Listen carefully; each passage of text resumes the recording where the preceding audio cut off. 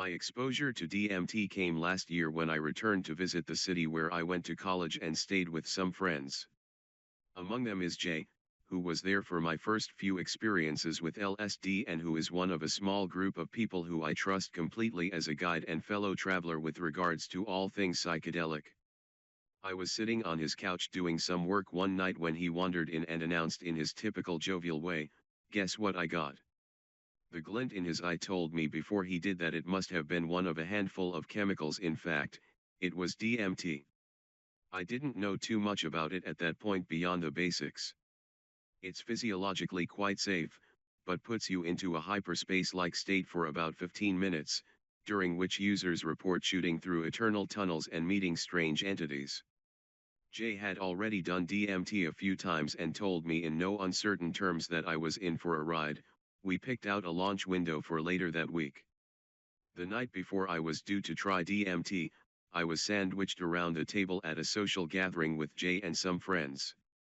He was discussing in low tones the construction of the machine, the rig built out of an old beer bottle, a straw, some rubber cement, and some steel wool that was supposed to be an efficient way of consuming DMT. Another friend asked to see the machine, so we retired upstairs and Jay produced it. Out of curiosity I picked it up and inhaled through the straw, and immediately tasted mothballs and felt waves of profoundly peaceful thoughts wash over me. "I think," I said, "there might still be some DMT left over in this thing." I was mostly sober and buzzing more from the company of good friends than the 2 beers I'd had earlier in the evening. So Jay suggested that I try smoking what was left in there to get a taste of the DMT headspace in anticipation of tomorrow's trip. We imagined that there might have been a few milligrams of the stuff left over from previous journeys. In retrospect, that might have been an underestimate. Still laughing a bit at the silliness of the dry run we were about to attempt, I took the plastic straw poking out of the machine into my mouth. As Jay ignited his lighter and waved it beneath the ball of steel wool, supposedly laced with the stuff, at the other end. "Inhale," he said, and I did, feeling the pungent mothball taste now sticky and amplified as I choked down the smoke. I counted to 10, I guess, making a half-hearted attempt to hold it in even as I bucked and coughed. Again, and I inhaled once more. By now, it was already clear that something was deeply wrong. I could feel my body tingling with a brand new energy heretofore undiscovered, but now familiar. The faintest background sounds, the whirring of a CPU fan, the faint chatter of guests downstairs, were amplified and reverberant. I felt my brain sift these sounds one by one from a river of noise, a power we all wield but rarely think about. But instead of tracing these sounds to their source through familiar webs of cause and effect, my mind assigned each one a sickly, impossibly saturated neon color. And they buzzed in horizontal rows before my eyes. "One more," boomed Jay's voice, but I was in no condition to move my body in service of taking a third hit. Instead, I sunk into the couch and closed, or maybe opened, my eyes. A field of tessellated red and purple triangles danced in my field of view, fed by cascading waves of terror. I felt trapped in an alien snowstorm, my visibility dwindling as I shone the flashlight of reason wildly around, trying to make sense of where, or when, or who I was. I was sitting on a couch, and then I took a drug. All the pieces of this simple thought were there, but I was unable to put them together in a satisfying order. I was sitting on a couch and then I was sitting on a couch. I was sitting. I was. With that, the old order of things buckled and gave way to a logical inversion across some sinister axis. The facts of my human existence, time, space, my body, and my mind, were incomprehensible, beyond recall or even recognition, while ancient, cosmic, Lovecraftian notions of being were laid before me as plain and straightforward as a multiplication table. My eyes, in real life, were open at this point, and I found myself in what I describe in retrospect as a sort of bioluminescent disco. Its geometry taking only the vaguest of hints from the room I was sitting in, but all the more absurd for the swivel chairs still visibly strewn around the dance floor. I remember crying out with a mixture of fascination and revelatory horror, "This is what existence is." Immediately after must have been the blast off. Because I felt myself suddenly pitched forward at great speed and shot through a series of lounge-like rooms. I wish, for my sake and yours, that I could describe to you what followed. There are characteristics I can relay. The surfaces glowed with colors both impossibly vibrant and imbued with an odd matte stucco texture across which flashed patterns of indescribable complexity. One chamber seemed to unfold into the next not through a series of doors, but by its curled-up dimensions exploding into being from minute details in my field of view. Like enormous turquoise amber-violet popcorn kernels being popped. I remember this experience as bound by the laws of time, a linear sequence of events, one after the other. But I don't think it was like that. Rather, I arrived at each chamber, at each moment in time, from a million different others at once, and each moment would soon explode into a million more. In retrospect, really trying to understand what happened is like looking through a kaleidoscope, turning the wheel frantically in search of some precise pattern I've seen before. Sometimes I get close, and I'm left only with the briefest impression of some otherworldly checkerboard vista and a chill down my spine before the pattern drifts again. Still, I have retained one image from this experience that feels like a real memory. A flash photograph snapped by my brain from a camera affixed above this trans-dimensional roller coaster and displayed in the gift shop as I exit. I see Jay sitting on a kind of velvet duvet, the walls made of pillowed squares and pulsing royal blue. In my mind's eye, though certainly not in reality, he is wearing a puffy top hat. He grins a Cheshire cat smile at me, and either with his voice or some impossibly subtle gesture, conveys to me a single word, "Right." I'm really not sure what happened next. I suppose I'll have to go back in to find out, but as far as I can tell, I was rebooted.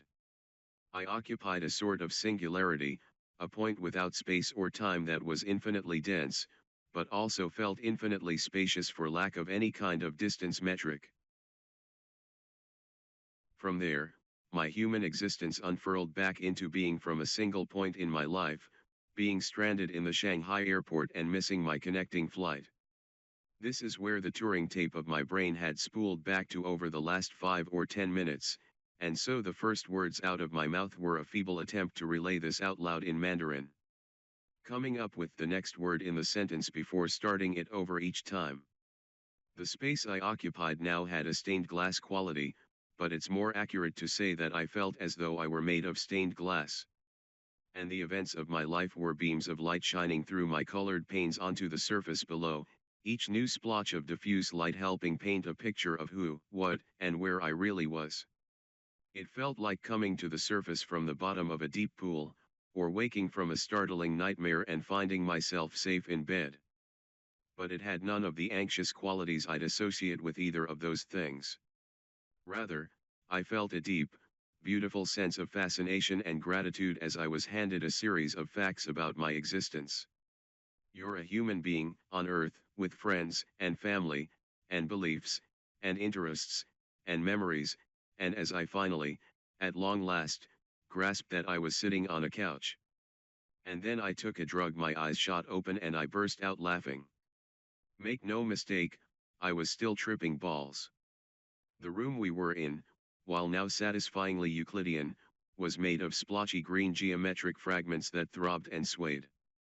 The walls heaved and sagged, and Jay's face was an inquisitive treble clef. Still, this verdant space felt, as nothing ever had, like home. I probably could have closed my eyes and gone back in.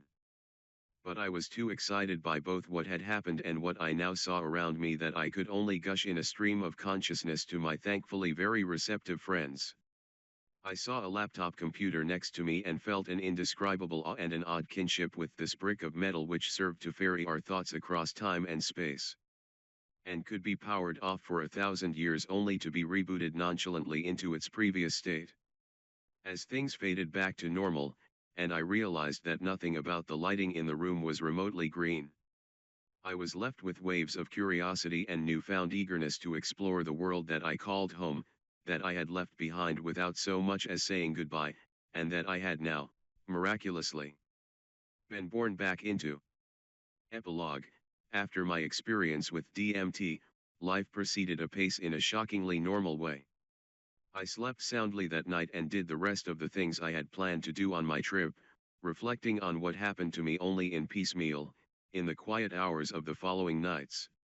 Still, it had changed me.